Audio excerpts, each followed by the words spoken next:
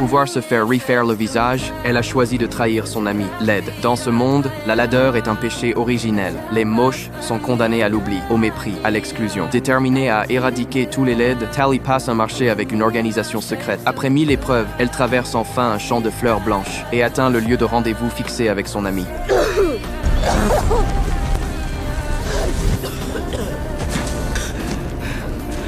Qui es-tu?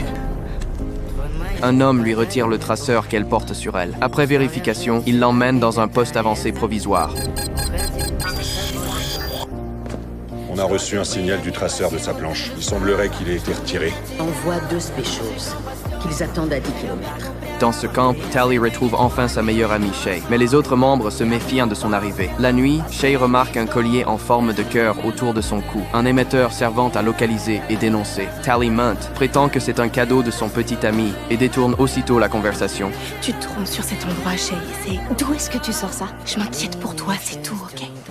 Sois franche avec moi. T'es là pour me ramener? Tu dois t'en aller. Si t'as envie d'être pretty, j'ai peut-être juste besoin d'un peu de temps. Ils décident alors d'emmener Tally participer à une opération incendiaire pour lui révéler la vérité. Les orchidées que la ville présente comme des plantes purificatrices sont en réalité toxiques. Elles aspirent tous les nutriments du sol, forçant l'humanité à vivre en ville, sous contrôle. Mais soudain, des éclaireurs surgissent et capturent Shay. C'est les sentinelles! Tally, non!